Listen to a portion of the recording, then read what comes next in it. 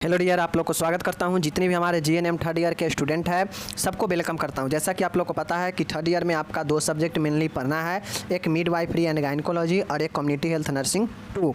जो आपका midwifery and gynaecology है ये थोड़ा बड़ा है, तो इसको आपको अच्छे से पढ़ना पड़ेगा। इसमें का जो टर्म है, जो डिफिनीसन है, थोड़ा वो कड़क है। कड़क कहा जाए तो थोड़ा हार्ड लग सकता है, क्योंकि आप फर्स्ट टाइम देखेंगे तो जाहिर सी बात है कि आपको थोड़ा दिक्कत लगेगा। बट मैं ये विश्वास दिलाता हूँ कि आपको अगर यहाँ से पढ़ते हैं तो आपको बिल्कुल आसानी से समझाएंगे, ठीक है। बाकी कम्युनिटी हेल्थ नर्सिंग में उतना दम नहीं है, जो दम है आपको यही मिडवाइफरी एंड गायनेकोलॉजी में है। चलिए बताते हैं। पहले मैं आपको जितना भी इम्पोर्टेंट वर्ड सब है, जितना भी इम्पोर्टेंट डिफिनीसन बनता है, पहले उसको समझ लेंगे, ताकि एग्ज़ाम में आपका डिफिनीसन पूछे तो बना दे। और साथ में लॉन्ग और शॉर्ट क्वेश्चन को समझने के लिए ये सब वर्ड को समझना ज़रूरी है। चलिए आज हम देखते हैं मिडवाइफरी और गायनेकोलॉजी के कुछ महत्वपूर्ण डिफिनीसन या फिर टर्मिनोलॉजी। ओके, चलिए। पहला जो आपके सामने में यहाँ पे देख रहे हैं, प्रसूति विज्ञान है, और इसे हम लोग मिडवाइफरी या ऑब्स्ट्रेक्ट बोलते हैं, ठीक है। कहीं कहीं आप लोग देखते होइएगा लिखता है कि ऑब्स्ट्रेक्ट, मतलब यह प्रसूति विज्ञान को प्रसूति जो होता है उसी को हम लोग ऑब्स्ट्रेक्टिव बोलते हैं, ठीक है। ऑब्स्ट्रेक्टिक्स, ठीक है। तो इसको अच्छे से देखिए। प्रसूति विज्ञान क्या होता है? प्रसूति विज्ञान चिकित्सा विज्ञान की एक महत्वपूर्ण शाखा है। सबसे पहले जानिए कि यह मेडिकल साइंस का एक मेडिकल विज्ञान का महत्वपूर्ण शाखा है, जिसमें ऑब्स्टेट्रिक्स यानी प्रसूति विज्ञान का पढ़ाई किया जाता है। समझ रहे हैं चीज़ को? चलिए नेक्स्ट देखिए। प्रजनन काल में, मतलब प्रजनन काल जो होता है उस काल में होने वाली जटिलता, कॉम्प्लिकेशन का गर्भ में या गर्भपूर्व, गर्भ अवस्था में या फिर प्रसव के समय यानी डिलीवरी के समय एवं प्रसव के पश्चात एवं महिला और शिशु की देखभाल करने तथा स्वास्थ्य सेवाएं प्रदान करने हेतु प्रशिक्षित करने की कला या विज्ञान को ही प्रसूति विज्ञान अथवा मिडवाइफरी कहते हैं। मिडवाइफरी से आप क्या समझे? देखिए, मिडवाइफरी एक विज्ञान है, एक शाखा है, जिसके अंतर्गत प्रजनन काल से लेकर, ठीक है, मतलब जब प्रेगनेंसी होता है, जब फीमेल प्रेग्नेंट हो जाता है तो उस समय से लेकर गर्भ अवस्था में प्रसव से पूर्व, प्रसव के बाद, ठीक है, प्रसव के बाद शिशु और महिला, ये सबके स्वास्थ्य सेवा प्रदान करने हेतु जो प्रशिक्षित करने की जो कला और विज्ञान है उसी को हम लोग प्रसूति विज्ञान या मिडवाइफरी कहते हैं। समझ गए? कोई डाउट? No doubt. चलिए नेक्स्ट अब यहाँ पे इंग्लिश वाले देख लीजिए। मिडवाइफरी एंड ऑब्स्टेक्ट क्या होता है? मिडवाइफरी एंड ऑब्स्टेट्रिक्स क्या होता है? देखिए, ऑब्स्टेट्रिक्स, ठीक है ना, obstetrics is an important branch of medical science. यह एक महत्वपूर्ण शाखा है मेडिकल साइंस का। कौन? ऑब्स्टेट्रिक्स, ठीक है ना, प्रसूति। ऑब्स्टेट्रिक्स और मिडवाइफरी इज द आर्ट और, ठीक है ना, इज द आर्ट और साइंस ऑफ टेकिंग केयर, ठीक है, of women and babies and, ठीक है, and training them to provide health service in pre pregnancy, at the time pregnancy and after of delivery and to provide health service. समझ गए चीज़ को? इस सारा condition में जो है ट्रेनिंग दिया जाता है। किसको? जो भी सीखते हैं उनको ट्रेनिंग दिया जाता है कि कैसे आपको जो है कि मैं वोमेन को और उसके बेबीज को, बच्चे को देखभाल करना है। साथ में ये ट्रेनिंग इसलिए भी दिया जाता है कि उनको हेल्थ सुविधा प्रोवाइड कराया जाए प्रेगनेंसी से पहले, डिलीवरी के दौरान यानी प्रसव के दौरान, प्रसव के बाद उनको स्वास्थ्य देखभाल प्रोवाइड कराया जाए। इसका ट्रेनिंग दिया जाता है। समझ गए चीज़ को? चलिए दूसरा है यूट्रस तो आप फर्स्ट ईयर से ही पढ़ते आ रहे हैं, लेकिन यहाँ जानना जरूरी है। एक महिला के गर्भाशय की आकृति उल्टी नाशपाती जैसी होती है। देखिए, एक महिला जो होती है उसका गर्भाशय का जो शेप होता है वह नाशपाती के आकार का होता है। समझ गए? उसी के जैसा दिखता है। यह श्रोणि गुहा में, मतलब यह पेल्विक कैविटी में मूत्राशय के पीछे, समझ गए ना, ब्लैडर के पीछे व मलाशय के आगे स्थित होता है। समझ गए? यह आपका गर्भाशय यूट्रस कहाँ होता है? तो यह सबसे पहले पेल्विक कैविटी में होता है, और पेल्विस कैविटी में होता है तो यह मूत्राशय के पीछे होता है तथा मलाशय के आगे स्थित होता है। ओके, यही पेल्विस कैविटी में आपका यूट्रस होता है। समझ रहे हैं ना चीज़ को? चलिए अब नेक्स्ट देखिए, यह एक भ्रूण शिशु को रखने वाला खोखला मांसपेशी द्वारा निर्मित स्तरीय अंग है। ये जो यूट्रस होता है, यह आपका जो फीटल जो भ्रूण होता है, जो क्या बोलते हैं उसको, प्रेग्नेंट जो बच्चा होता है, मतलब जो प्रेग्नेंट के बाद जो बच्चा होता है, तो उस समय यह भ्रूण को रखने का काम कौन करता है? यह खोखला मांसपेशी का जो बना हुआ यूट्रस होता है, इसी के अंदर भ्रूण पलता है। समझ रहे हैं ना चीज़ को? यह स्त्री का एक अंग होता है। ओके, समझ गए? चलिए इंग्लिश में देख लीजिए यूट्रस का। The shape of women uterus is like an inverted pear. ठीक है, यह किसके जैसे है? पियर शेप में होता है वोमेन का यूट्रस। समझ रहे चीज़ को? चलिए उसके बाद देख लीजिए, it is located in the, मतलब यह स्थित होता है pelvic cavity behind the bladder, bladder के पीछे, and in front of the rectum, मलाशय के आगे। It is hollow muscles formed female organ that holds a foetus, यह फीटस को रखता है और यह खोखला मांसल्स का बना हुआ स्त्री का ऑर्गेन है। समझ रहे हैं चीज़ को? चलिए अब तीसरा यहाँ पे महत्वपूर्ण चीज़ें हैं। मेंस्ट्रुएशन को देखिए, मासिक स्राव को देखिए। यहाँ पे एक स्वस्थ युवती को प्रथम मासिक स्राव या रजोदर्शन से लेकर संपूर्ण प्रजनन काल में गर्भाशय से म्यूकस एवं अन्य पदार्थों से मिश्रित रक्त स्राव प्रत्येक 28 दिनों के अंतर पर होता है। यह स्राव 3 से 5 दिन तक होता है। इसको तो आप लोग 10th से पढ़ते आ रहे हैं, ज़्यादा बताने की ज़रूरत नहीं है। बाकी समझ लीजिए कि एक हेल्दी जो क्या बोलते हैं गर्ल्स होती है, जो युवती होती है, जब वह 12 से 16 वर्ष की उम्र में प्रवेश करती है, तो इस 12 से 16 वर्ष की उम्र में उसका रजोदर्शन किसी भी 12 से 16 वर्ष की उम्र में शुरू हो सकता है। समझ गए? और यहाँ से शुरू जब होता है तो इस संपूर्ण जब तक इसका प्रजनन करने का क्षमता होता है, जो नॉर्मली 45 से 50 साल तक कोई भी फीमेल अपना प्रजनन जो है कर सकती है, तो इतना तक के काल को जो है प्रजनन काल कहा जाता है। और इसी दौरान जब शुरू होता है प्रथम मासिक स्राव, और वहाँ से लेकर यह ख़त्म होने तक के जो बीच का पीरियड होता है, इसमें हर एक महीने गर्भाशय से, यूट्रस से म्यूकस सेलेस्मा ब्लड के साथ में निकलते रहता है प्रत्येक 28 दिन पर। और ये जब निकलता है तो 3 से 5 दिन तक इसका सिक्रेशन होते रहता है यूट्रस से, जिसे हम लोग मेंस्ट्रुएशन मासिक स्राव कहते हैं। ओके, चलिए नेक्स्ट देखिए, यह प्रक्रिया 12 से 16 वर्ष की आयु से लेकर 5 से 50 वर्ष की 45 टू 50 वर्ष के आयु तक प्रत्येक महीने होती है। मैंने पहले बता दिया। एक मासिक चक्र मेंस्ट्रुएशन साइकिल 28 दिन का बनता है। यह प्रक्रिया 4 अवस्थाओं में पूर्ण होती है, और लास्ट वाला जो अवस्था होता है जहाँ पे क्या होता है कि मासिक स्राव शुरू हो जाता है, जो 3 से 5 दिन तक चलता है। तो इतना आप लोग समझ गए। इतना आप 5 नंबर में भी इसको लिख सकते हैं, इतना लिखा गया है। ओके, चलिए अब इंग्लिश में यहाँ पे देख लीजिए क्या होता है मेंस्ट्रुएशन का।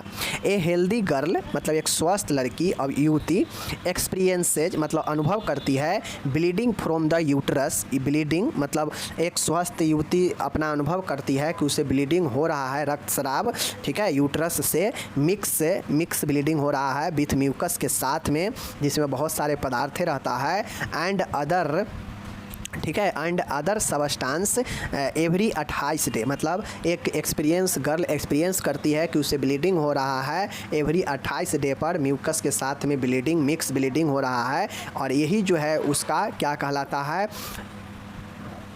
जो एवरी 28 डे पर होता है, फ्रॉम द फर्स्ट मेंस्ट्रुएशन और menarche to the entire reproductive period, this discharge last for 3 to 5 day. मतलब यह जो है, यह मेंस्ट्रुएशन जो है शुरू होता है और उसके संपूर्ण प्रजनन काल में चलता है, और यह जो है 3 से 5 दिन तक इसका सिक्रेशन डिस्चार्ज होता है। समझ रहे चीज़ को? चलिए और एक चीज़ यहाँ पे आप लोग देख लीजिए कि this process occurs every month from age 12 to 16 years until age इतना तक। मतलब यह प्रोसेस, यह प्रक्रिया प्रत्येक महीने चलते रहता है, 12 से 16 साल की उम्र में शुरू होता है और इतना उम्र तक यह जाके रुकता है, ठीक है, जिसको हम लोग मेनोपॉज कहते हैं। ठीक है, चलिए a menstruation cycle is made up to 28 days. मतलब यह मेंस्ट्रुएशन जो साइकिल चक्र होता है यह 28 दिन पर बनता रहता है। This process is completed in 4 stages. Okay, चलिए तीसरा में देखिए फीमेल पेल्विस, अभी ऊपर हम लोग पढ़ाए हैं फीमेल पेल्विस। श्रोणि अस्थि कंकाल स्केलेटल के मध्य में रीढ़ की हड्डी के सामने की ओर अस्थियों से निर्मित तसला की आकृति के समान एक रचना है जो धड़ से टांगों को जोड़ती है। मिडवाइफरी में स्त्री की श्रोणि का अधिक महत्व रहता है। ठीक है, देख लीजिए मैं आपको बताता हूँ। जो इस फीमेल का पेल्विस होता है, जैसे देखते होइएगा फीमेल का पेल्विस जो है कुछ इसी प्रकार से आपका जो है क्या होता है अब यहीं पे जो है आपका यूट्रस भी रहता है, यहीं पे वैजिना भी रहता है। ठीक है, और यह आपका पैर से कनेक्ट होता है इधर, और इधर यह पैर से कनेक्ट होता है, समझ गए। और कुछ ऐसे ही यह इसके अंदर जो है यह बैकबोन होता है, बटक होता है पीछे से, इसके भी बटक होता है पीछे से, और आगे से यह भी जो है फीमर होता है, समझ गए। बाकी इसके बीच में महत्वपूर्ण जो है और जननांग होता है स्त्री का, समझ गए। तो यही जो है चौला सा भाग होता है कमर से नीचे, जो एक खोखला कंकाल अस्थि का बना होता है, तसला के आकृति का, जो धड़ को शरीर को जो है पैर से जोड़ता भी है, समझ गए। और यह इसका महत्वपूर्ण एक ऑर्गेन है। मिडवाइफरी में स्त्री के पेल्विक का एक अधिक महत्व है। ठीक है, समझ गए। चलिए फीमेल पेल्विस के बारे में एक बार और देख लीजिए। In the middle of the pelvic bone, ठीक है, पेल्विक बोन के मिडिल में, ठीक है, इसके कंकाल होता है जो क्या होता है स्पाइनल कॉर्ड के नीचे से सामने की तरफ होता है। और there is a structure similar to the shape, मतलब यह similar to the set of a plate made of bone. यह किसके शेप के समान होता है, सिमिलर होता है, तो यह प्लेट के समान होता है। ठीक है, made of bone which connects the leg to the trunk. यह धड़ को लेग से कनेक्ट करता है। देखिए बीच मतलब होता है जो, कनेक्ट मतलब जोड़ना, और द लेग्स मतलब पैर, और द ट्रंक्स मतलब धड़, यानी धड़ को पैर से जोड़ता है कौन, यही आपका पेल्विक। ठीक है, चलिए पेल्विस समझ गए। इन मिडवाइफरी, मतलब मिडवाइफरी में प्रसूति विज्ञान में the pelvis of the women has more importance, मतलब इसका अधिक महत्व है मिडवाइफरी में, समझ गए चीज़ को। चलिए यहाँ पे देखिए अपरा प्लेसेंटा क्या होता है, महत्वपूर्ण है। अपरा बहुत बार आपको देखने को मिलेगा, जब आप पढ़ेंगे तो अपरा बहुत बार देखने को मिलेगा। अपरा गर्भ अवस्था काल में गर्भाशय में स्थित एक अंडाकार, ठीक है, गर्भाशय में स्थित एक अंडाकार अथवा चक्री काम डिस्कॉर्ड स्पंजी संरचना होती है जो गर्भाशय में माँ एवं भ्रूण को आपस में जोड़ती है। ठीक है, अपरा जो होता है, अपरा को गर्भनाल भी कहते हैं। इसके द्वारा भ्रूण अपना पोषण ग्रहण करता है, वह आवश्यक तत्वों का आदान प्रदान करता है। यह जो है क्रोवाइडेसिडुअल रचना है जो गर्भाशय के भित्ति और नाभि द्वारा भ्रूण से जुड़ी रहती है। सीधा सीधा समझिए कि अपरा हम लोग प्लेसेंटा उसको बोलते हैं जो आप लोग देखते होइएगा कि जब डिलीवरी होता है तो उस समय माँ से कनेक्ट रहता है बच्चा का गर्भनाल, जो बच्चा का नाभि, सीधा कहिए ना नाभि, बच्चा के नाभि से जो है क्या होता है, यहाँ नाभि है तो बच्चा के नाभि से माँ के गर्भाशय से एक जो है नली सा जो है लगा हुआ रहता है। ठीक है, अब यही जो होता है गर्भनाल होता है, इसी को हम लोग प्लेसेंटा बोलते हैं, जो ये क्या होता है चक्री काम होता है। ठीक है, यह अंडाकार गर्भाशय में स्थित होता है जिससे कनेक्ट होता है बच्चा के गर्भनाल से। ठीक है, अब ये होता यह है कि गर्भनाल मतलब गर्भ में जो नाल होता है, नली, वह बच्चे के नाल से कनेक्ट होता है। अब होता यह है कि बच्चे को जो भी पूरा भोजन वगैरह, जो भी पोषण वगैरह ज़रूरी होता है वो एक प्लेसेंटा के द्वारा ही पूरा होता है। माँ के द्वारा लिया जाता है, श्वसन वगैरह, पोषक तत्व सब जो है माँ के द्वारा प्लेसेंटा से ही बच्चों को मिल पाता है। ठीक है, समझ गए चीज़ को। चलिए प्लेसेंटा यहाँ पे देख लीजिए।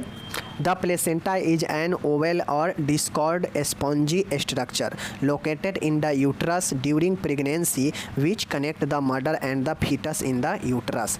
मतलब यह क्या करता है, कनेक्ट करता है मदर टू फीटस में कनेक्ट रहता है ये, मतलब माता और भ्रूण में जो होता है बच्चा उसमें कनेक्ट रहता है। प्लेसेंटा यह एक ओवल और डिस्कॉर्ड स्पॉन्जी शेप में होता है जो बच्चे और माता के बीच में कनेक्ट रहता है। माता में यूट्रस रहता है और बच्चे में स्पाइनल जो कॉर्ड होता है अम्बिलिकल, उससे कनेक्ट रहता है। ठीक है, समझ गए। चलिए, the placenta is also called the umbilical cord. जो प्लेसेंटा होता है इसको एल्सो हम लोग कहते हैं एम्बिलिकल कॉर्ड यानी गर्भनाल, ठीक है। अपरा को हम लोग गर्भनाल भी कहते हैं। थ्रू बीच द फिटस, बच्चे के द्वारा, शिशु के द्वारा रिसीव किया जाता है, प्राप्त किया जाता है it's nutrition and exchange essential element. मतलब जो शिशु होता है, भ्रूण जो होता है, तो गर्भ में माता के द्वारा इस अपरा से ही, इस अम्बिलिकल कॉर्ड से ही सारा ज़रूरत के चीज़ और न्यूट्रिशन, पोषक वगैरह मिल पाता है इसी प्लेसेंटा के द्वारा ही। समझ रहे हैं। It is a choroidal structure that is attached to the wall of the uterus and the embryo by the umbilical cord। यह जो है अटैच रहता है, यह तो देख लीजिए, यह कोरियोडेसिडुअल, यह जो है कॉरिडेसिडुअल, यह करियोडेसिडुअल स्ट्रक्चर में यह रहता है। तो यह अटैच रहता है यूट्रस के भित्ति के और बच्चा के अम्बिलिकल कॉर्ड से अटैच रहता है अपरा। समझ गए, समझ गए अपरा के बारे में। चलिए अब देखिए डेसुडुआ, पत्निका। पत्निका का भी बहुत जगह पर नाम आप लोग आगे सुनेंगे। अभी समझ लीजिए पत्निका होता क्या है। ओके, देख लीजिए पत्निका, डेसुडुआ। डेसुडुआ क्या होता है? गर्भ अवस्था के समय में गर्भाशय की वाहिकीय, ठीक है ना, गर्भ अवस्था के समय मतलब जब प्रेगनेंसी रहता है उस समय गर्भाशय यूट्रस की जो वाहिकीय होती है, जो वैसेल्स होता है, वह आंतरिक श्लेष्मक झिल्ली म्यूकोसा एंडोमेट्रियम में रहती है। इसी को गर्भ अवस्था के समय डेसुडा कहते हैं। डेसुडा क्या होता है? यह गर्भ अवस्था के समय एक आंतरिक झिल्ली होती है गर्भाशय में, जिसमें श्लेष्मा झिल्ली होता है और यह एंडोमेट्रियम में होता है, और इसी को हम लोग डेसिडुआ बोलते हैं। ठीक है, डेसिडुआ हम लोग पत्निका इसी को बोलते हैं। यह गर्भ अवस्था में ही होता है, और गर्भ अवस्था में यह गर्भाशय के आंतरिक परत जो एंडोमेट्रियम है उसमें एक वैसेल्स के तरह आंतरिक श्लेष्मक झिल्ली एंडोमेट्रियम में रहता है। समझ गए, और इसी को डेसिडुआ बोलते हैं, पत्निका बोलते हैं। ओके, देख लीजिए डेसिडुआ यहाँ पे। During pregnancy the vascular inner mucosa, देख लीजिए ड्यूरिंग प्रेगनेंसी मतलब प्रेगनेंसी गर्भावस्था के दौरान, द वैस्कुलर मतलब बाहिका, inner mucosa of the uterus, uterus के आंतरिक जो म्यूकोसा है जिसे एंडोमेट्रियम कहते हैं, यूट्रस रिमेन्स मतलब रखता है, बीच इज कॉल्ड डेसुडा ड्यूरिंग प्रेगनेंसी। मतलब एंडोमेट्रियम जो है वैस्कुलर इनर म्यूकोसा जो है यूट्रस में रखता है, ठीक है, एक वाहिका की तरह, और यह प्रेगनेंसी के दौरान ही रहता है। इसी को हम लोग डेसिडुआ बोलते हैं, पत्निका बोलते हैं। ओके, चलिए निषेचन क्या होता है देख लीजिए। निषेचन फर्टिलाइजेशन देख लीजिए। मानव में नर शुक्राणु, मानव में नर के शुक्राणु यानी स्पर्म तथा स्त्री के अंडाणु ओवम के मिलने के फलस्वरूप युग्मनज जाइगोट के निर्माण को ही निषेचन कहते हैं। सीधा समझिए, निषेचन जो होता है नर और मादा के संलग्न को ही युग्मनज जो तैयार होता है उसी को हम लोग फर्टिलाइजेशन कहते हैं। अब नर में स्पर्म होता है और फीमेल में मादा में क्या होता है, स्त्री में अंडाणु होता है। अब यही दोनों मिलता है तो युग्मनज बनता है, जाइगोट बनता है, और इससे निषेचन का निर्माण होता है। समझ गए। चलिए फर्टिलाइजेशन क्या होता है? इन ह्यूमन मनुष्य में the formation of a zygote मतलब जाइगोट का बनना, एज ए जैसे result of the union of the male sperm मतलब male sperm and the female ovum is called fertilisation. समझ रहे हैं चीज़ को कि फॉर्मेशन होता है जाइगोट का, समझ गए, mail sperm and female ovum के मिलने से, और यही जो है आपका फर्टिलाइजेशन कहलाता है। ओके, चलिए 8वां नंबर देखिएगा, अच्छा प्रश्न है।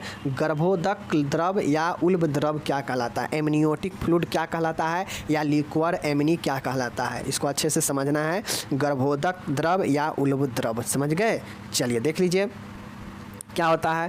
फोएटल, देखिए यहाँ पे देख लीजिए आप लोग, फोएटल साक, ठीक है ना, फोएटल साक अथवा एमनियोटिक कैविटी में भ्रूण के चारों ओर एक द्रव भरा होता है जिसको गर्भोदक लिक्वार एमनी या एमनियोटिक फ्लूइड कहते हैं। माँ के गर्भाशय की इसी गुहा में भ्रूण सुरक्षित रहता है।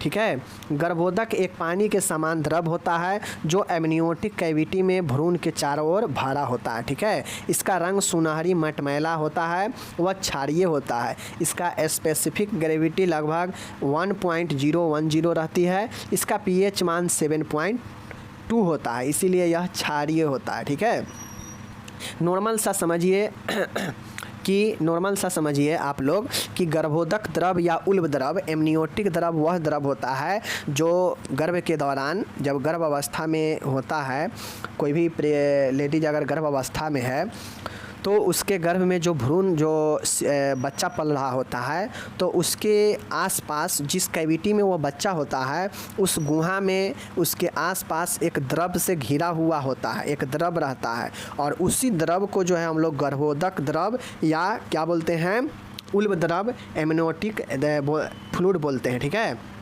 माँ के गर्भाशय की इसी गुहा में, मतलब माँ के जो यूट्रस होता है, यूट्रस के कई गुहा में जो भ्रूण होता है वह सुरक्षित रूप से इसमें तैरते रहता है इसी द्रव में। ठीक है, क्योंकि चारों बगल से उस गुहा में, यूट्रस में जो बच्चा पल रहा है तो उसके चारों ओर द्रव रहता है, एमनियोटिक द्रव, और इसी द्रव में जो भ्रूण होता है वह तैरता रहता है। ठीक है, और चारों ओर से एमनियोटिक कैविटी में भ्रूण के चारों ओर से यह द्रव समान रूप से भरा होता है। ठीक है, इसका रंग सुनहरा मटमैला होता है, प्राकृतिक क्षारीय होता है, और इसकी स्पेसिफिक ग्रेविटी 1.010 होता है, और पीएच मान 7.2 होता है, इसीलिए यह क्षारीय होता है। ओके, चलिए, एमनियोटिक फ्लूइड और लिक्विड एमनी इन इंग्लिश, चलिए इसको डिस्कस करते हैं। इन द फीटल मतलब भ्रूण में सैक या एमनियोटिक कैविटी। ठीक है, सैक या एमनियोटिक कैविटी जब में भ्रूण होता है तो a fluid is filled around the foetus, मतलब ए फ्लूइड मतलब तरल, इज फिलेड मतलब तरल जो है भ्रूण के चारों ओर जो भरा है। ठीक है, भ्रूण के चारों ओर जो भरा हुआ है, विच इज कॉल्ड लिक्विड या अमनी और एमनियोटिक फ्लूइड, मतलब यूट्रस में एमनियोटिक कैविटी में एमनियोटिक फ्लूइड होता है जो फीटस के, जो भ्रूण के चारों ओर भरा होता है, उस पर भ्रूण जो है तैरता रहता है और भ्रूण को वह सुरक्षित रखने में मदद करता है एमनियोटिक फ्लूइड। समझ रहे हैं चीज़ को? चलिए, the एम्ब्रॉय float safely in this cavity of mother uterus, मतलब माता के गर्भाशय में जो कैविटी है, जिस कैविटी में एमनियोटिक फ्लूइड है, उसमें सेफली सुरक्षित रूप से तैरते रहता है। समझ गए भ्रूण? ओके, चलिए, amniotic fluid is watery fluid that surround the foetus in the amniotic cavity, मतलब यह एक तरल पदार्थ होता है एमनियोटिक फ्लूइड जो फीटस भ्रूण के चारों ओर एमनियोटिक कैविटी में क्या होता है, रहता है। Okay, its colour is astro colour मतलब मटमैला, एंड यह प्राकृतिक एल्काइल क्षारीय होता है, एंड दिस इज पीएच मान एंड इट्स इज क्या चीज़, ग्रेविटी। ओके, याद रखिएगा। 9वां यहाँ पे देखिएगा, अच्छा प्रश्न है, गर्भ स्पंद क्यूकनिंग क्या होता है? गर्भ स्पंद गर्भवती महिला द्वारा गर्भ में पल रहे शिशु की हलचल को अनुभव करना गर्भ स्पंदन कहलाता है। इस हलचल को गर्भ अवस्था के 16 से 20वें सप्ताह के बीच महिला अनुभव करती है। समझ गए?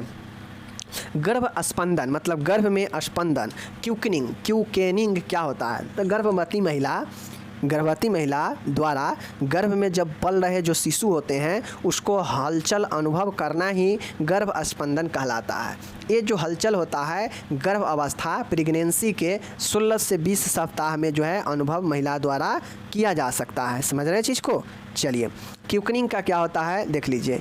फीलिंग ऑफ द मूवमेंट मतलब गति महसूस, ऑफ द बेबी का गति महसूस, हलचल महसूस, growing in the womb by a pregnant woman is called, ठीक है, गर्भ स्पंदन या क्यूकनिंग। ठीक है, तो गर्भ में पल रहे बच्चा के द्वारा हलचल महसूस करना माँ के द्वारा, ठीक है, वही जो है क्या कहलाता है, गर्भ स्पंदन क्यूकनिंग कहलाता है। और यह मूवमेंट का एक्सपीरियंस मतलब हलचल का अनुभव जो महिला करती है वह 16 से 20 सप्ताह में प्रेगनेंसी का। समझ रहे हैं चीज़ को? चलिए, योनि चिन्ह भेजिना साइन क्या होता है? योनि की दीवारें गहरे रंग की हो जाती है। देखिए, ये सारा के सारा हम लोग पढ़ रहे हैं प्रेगनेंसी पीरियड में। जब प्रेगनेंसी पीरियड होता है तो योनि चिन्ह कैसा होता है? तो योनि की दीवारें गहरे रंग की हो जाती है। क्या चीज़ डार्क रंग कलर का हो जाती है। सर्विक्स नीले रंग का हो जाता है। सर्विक्स जो होता है ग्रीवा वह नीले रंग का हो जाता है। वह योनि स्राव बढ़ जाता है। वह योनि से यानी भेजिना से सिक्रेशन होने लगता है, बढ़ जाता है, जिसमें म्यूकस अधिक रहता है। योनि चिन्ह का मतलब होता है कि जब कोई फीमेल प्रेग्नेंट हो रहता है, जब कोई फीमेल प्रेग्नेंट रहती है तो उसके योनि के दीवारें जो उसके वाल होता है, भित्ति जो होता है वह डार्क कलर के हो जाता है। और उसके जो सर्विक्स होते हैं, जो यूट्रस का ही एक पार्ट होता है, कनेक्ट होता है यूट्रस और भेजिना, ठीक है ना। तो ये जो है आपका सर्विक्स जो होता है यह नीले रंग का हो जाता है और योनि से स्राव बढ़ जाता है, जिसमें म्यूकस अधिक होता है और यही योनि चिन्ह होता है, भेजिना साइन होता है। Okay. The walls of the vagina become dark in colour, मतलब योनि साइन में जो आपका भेजिना का साइन जो होता है वह डार्क कलर का हो जाता है, भेजिना का wall. The wall of vagina become dark in colour. Okay.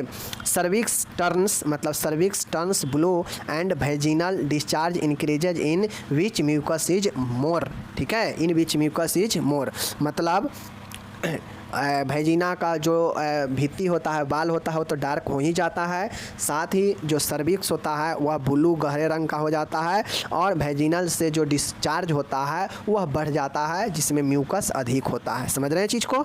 चलिए 11 नंबर का देखिएगा, अच्छा प्रश्न है, ओसिएंडर चिन्ह क्या होता है। ओसिएंडर चिन्ह के बारे में देख लीजिए। यह चिन्ह सब आपको बहुत हेल्पफुल देगा आगे। ओके। यह चिन्ह 8वें सप्ताह की गर्भ अवस्था में योनि की लेटरल फोरेंसिज पर तीव्र स्पंदन के रूप में महसूस होता है। ओसिएंडर साइन का मतलब है कि यह चिन्ह 8वें सप्ताह की गर्भ अवस्था में योनि की लेटरल फोर्निसेज पर तीव्र स्पंदन के रूप में महसूस होता है। मतलब ओसिएंडर साइन वह साइन है जब प्रेगनेंसी महिला रहती है प्रेगनेंसी पीरियड में, तो उस समय 8वें सप्ताह में यह जो है स्पंदन महसूस किया जाता है। जो लेटरल फोर्निसेज होता है योनि पर, उस पर तीव्र स्पंदन महसूस किया जाता है और यह 8वें सप्ताह में होता है और यही ओसिएंडर साइन होता है। ठीक है ना। याद रखिएगा मेन रूप से कि यह 8वें सप्ताह में गर्भ अवस्था के महसूस होता है और यह कहाँ महसूस होता है, तो यह योनि के जो लेटरल फोर्निसेज होता है इस पर तेज़ी से स्पंदन महसूस होता है। समझ गए, मतलब मूवमेंट महसूस होता है। ओके। चलिए ओसिएंडर साइन में अगला है कि इंग्लिश में this sign is felt in the form of intense pulsation at the lateral fornices of the vagina in the 8th week of pregnancy. यह प्रेगनेंसी के 8 वीक के बाद महसूस करता है, साइन फेल्ट करता है। फ्रॉम ऑफ इंटेंशन पल्सेशन मतलब स्पंदन से, किस कहाँ पे, तो यूट्रस के लेटरल फोर्निसेज पर। समझ रहे चीज़ को। चलिए 8वें वीक के प्रेगनेंसी में, समझ गए। ओके। 12th नंबर का है चैडविक्स अथवा जैक्यूमियर्स चिन्ह। चैडविक या जैक्यूमियर्स चिन्ह, चैडविक या जैक्यूमियर्स चिन्ह। इसमें योनि की श्लेष्मक कला का रंग गहरे नीले रंग का हो जाता है।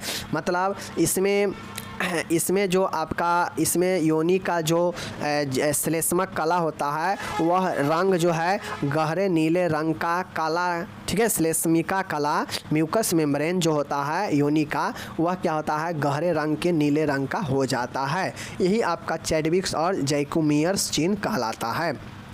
इंग्लिश में देख लीजिए आप, in the colour of the mucous membrane of the vagina becomes dark blue. मतलब जो आपका ये आप चिन्ह देख रहे हैं म्यूक्रियस चिन्ह, ठीक है ना, कौन सा है चैडविक्स और जैक्यूमियर्स चिन्ह। इसमें होता है कि जो भेजिना का जो म्यूकस मेम्ब्रेन है, श्लेष्मक कला है, वह डार्क ब्लू हो जाता है। ओके। चलिए 13 नंबर का देख लीजिए, गुडैल अथवा सर्वाइकल चिन्ह। गुडैल अथवा सर्वाइकल चिन्ह, देखिए ये सब ऐसा है कि आपको 1-2 बार देखना पड़ेगा कि किस चिन्ह में क्या होता है, नहीं देखेंगे तो दिक्कत होगा। जैक्यूमियर्स चिन्ह में हमने दिखाया कि भेजिना का जो म्यूकस मेम्ब्रेन होता है वह डार्क ब्लू हो जाता है और वही जैक्यूमियर्स चिन्ह होता है। समझ रहे हैं चीज़ को। चलिए अब गुडैल अथवा सर्वाइकल चिन्ह है, देख लीजिए।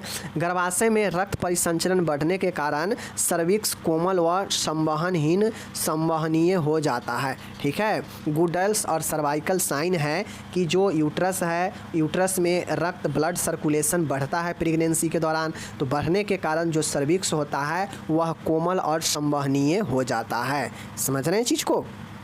चलिए यहाँ पे देखिए, the cervix becomes soft and vascular due to increase blood circulation in the uterus. मतलब द सर्विक्स बिकम मतलब सर्विक्स हो जाता है सॉफ्ट एंड वैस्कुलर मतलब मुलायम और संवहनीय, ड्यू टू इंक्रीज कारण बढ़ने blood circulation in the uterus. Uterus में ब्लड सर्कुलेशन बढ़ने के कारण सर्विक्स सॉफ्ट और कोमल हो जाता है और संवहनीय हो जाता है। ओके, हैगर चिन्ह देख लीजिए। हैगर चिन्ह क्या होता है? हैगर चिन्ह, इसमें गर्भाशय का निचला भाग कोमल होता है, वह ऊपर का भाग निचले भाग के तुलना में आकार बड़ा होता है। मतलब जो यूट्रस होता है ना, तो ये तो नॉर्मल सी बातें हैं कि नीचे जो यूट्रस होता है उसका भाग जो है छोटा होता है, कोमल होता है, जबकि नीचे वाला के तुलना में जो ऊपर वाला यूट्रस के भाग होता है वह बड़ा होता है। ये तो स्पष्ट है, आप लोग आकृति में भी देखते हैं कि नीचे वाला भाग पतला होता है, छोटा होता है, ऊपर वाला भाग चौड़ा होता है, ठीक है, जिसमें बच्चा पलता है। इसकी पहचान के लिए 6 से 12 सप्ताह की गर्भ अवस्था में, ठीक है, गर्भ अवस्था में एक हाथ की, ठीक है, 2 अंगुलियों की योनि में डालकर दूसरे हाथ को उदर पर गर्भाशय के पीछे रखते हैं। दोनों हाथ को, अंगुलियों को एक दूसरे के पास लाने पर ये आपस में मिल जाती है, जिससे गर्भाशय की कोमलता का जो है पता चलती है, ठीक है ना। देखिए हैंगर चिन्ह नॉर्मली क्या होता है? तो हैंगर चिन्ह नॉर्मली गर्भाशय के जो कोमलता होता है और जो निचला भाग छोटा और ऊपर वाला भाग बड़ा हो जाता है प्रेगनेंसी में, इसी को पता करने के लिए किया जाता है। कब जो है आपका गर्भाशय ऊपर वाला भाग बड़ा होता है, नीचे वाला भाग छोटा होता है और कोमल हो जाता है, कब? तो यह 6 से 12 सप्ताह में पता किया जाता है इस हैगर चिन्ह को। ये होता है कि एक हाथ की 2 अंगुलियों को योनि में, ठीक है, देखिए गर्भाशय में एक हाथ की 2 अंगुलियों को योनि में डालकर, ठीक है, जैसे एक हाथ है, इसका 2 अंगुली हम क्या किए, योनि में डाल देते हैं, ठीक है, योनि में डाल दिया। अब डालने से के बाद जो है दूसरे हाथ को उदर पर गर्भाशय के पीछे रखते हैं। मतलब ये अगर समझिए गर्भाशय है और यहाँ अगर योनि है, तो इसके पीछे यहाँ पे एक हाथ, दूसरे हाथ का उंगली रखेंगे और दूसरा हाथ तो 2 अंगुली हम इस यूट्रस में जो है लगा ही हुए हैं, ठीक है। ये हो गया। दोनों हाथों की अंगुलियों को एक दूसरे के पास लाने पर यह आपस में मिल जाता है। अब जैसे ऊपर से हाथ लाएंगे और नीचे से जो भैजीना में, योनि में जो अंगुली डाले हैं वह जो ऊपर करेंगे, और ऊपर से जो एक हाथ रखे हैं यूट्रस से पीछे, तो उसको आगे की तरफ लाएंगे और इसको आगे की तरफ ले जाएंगे, तो दोनों जो है एक दूसरे के आपस में मिल जाएगा। जैसे यहाँ पर एक हाथ यूट्रस से पीछे रखे हैं और यहाँ पे हम जो है 2 अंगुली जो है यूट्रस में लगाए हुए हैं, तो अब ये इधर ले जाएंगे और ये इधर ले आएंगे, तो एक अंगुली तो अंदर में है, ये ऊपर में है, तो जितना ये आगे जाएगा उतना ही ये आगे पीछे करेंगे, और यह एक दूसरे के कारण मिल जाता है, कोमलता होने के कारण, ठीक है। समझ गए? आपस में मिल जाती है, जिससे गर्भाशय की कोमलता का पता पड़ता है, और यही हैगर साइन होता है, ठीक है। ओके ना। चलिए हैगर साइन क्या होता है? In this the lower part of the uterus, मतलब यूट्रस के लोअर पार्ट इज सॉफ्ट, नरम होता है, and the upper part is bigger in size than lower part, and upper side जो है, अपर पार्ट जो है वह बिगर होता है in size than the lower part, lower part के तुलना में ऊपर वाला पार्ट जो होता है क्या होता है, बड़ा होता है, नीचे वाला पार्ट छोटा और कोमल होता है। इसके पहचान के लिए जब 6 से 12 सप्ताह का समय होता है प्रेगनेंसी का, गर्भावस्था में, तो बाई पुटिंग 2 फिंगर्स, 2 फिंगर रखते हैं एक हाथ का, और एक हाथ से जो है भैजिना में 2 फिंगर डालते हैं, और एक हाथ का जो है ऊपर से गर्भाशय के पीछे रखते हैं, और फिर दोनों को आपस में आमने सामने लाने का प्रयास करते हैं, और जब आमने सामने आपस में आ जाता है तो दे आर मीट, जब मीट कर जाता है, मिल जाता है दोनों, तो ड्यू टू कारण which is the softness of the uterus is known. Softness मतलब मुलायम, कोमल होने के कारण इधर वाला भी और इधर वाला भी दोनों मिल जाता है। समझ गए एक दूसरे को? ओके, चलिए अब यहाँ पे एक और क्वेश्चन आप लोग देख लीजिए, पामर चिन्ह है, पाल्मर चिन्ह क्या होता है? यह चिन्ह गर्भ अवस्था के 4 से 8 सप्ताह पर दिखाई देती है। देखिए समय बहुत इंपॉर्टेंट है, क्योंकि समय अगर आप नहीं लिखेंगे तो फिर गड़बड़ा जाइएगा। तो पाल्मर चिन्ह के लिए याद रखिएगा 4 से 8 सप्ताह में दिखाई देता है। इसमें बाई मैनुअल परीक्षण के दौरान नियमित व लयबद्ध गर्भाशय संकुचन होते हैं। यह जो पामर जो चिन्ह होता है यह गर्भ अवस्था के 4 से 8 सप्ताह में दिखाई देता है, और इसमें मैनुअल तरीके से अगर परीक्षण किया जाता है तो इसमें गर्भाशय में एक रिदिम में संकुचन होता है, कंट्रास्ट होता है, समझ रहे हैं चीज़ को, स्पाज्म होता है। ओके ना, चलिए देख लीजिए यहाँ पे पामर साइन में this sign appear at 4 to 8 weeks of the pregnancy, समझ गए। They are regular and rhythmic rhythmic uterine contraction during bimanual examination. 4 से 8 सप्ताह में जब हम ये परीक्षण करते हैं मैनुअल, तो यह क्या होता है, गर्भाशय में संकुचन आता है एक रिदिम में और लगातार, समझ गए। तो यही जो है पामर परीक्षण होता है, समझ गए चीज़ को। चलिए आज हम लोग 15 देखे हैं, इसके बाद हम लोग फिर कभी देखेंगे। बाकी आप लोग अपना प्यारा आशीर्वाद बनाए रखें। टोटल हम लोग जो है आज 15 जो है हम लोग डिफिनीसन टर्मिनोलॉजी देखे हैं।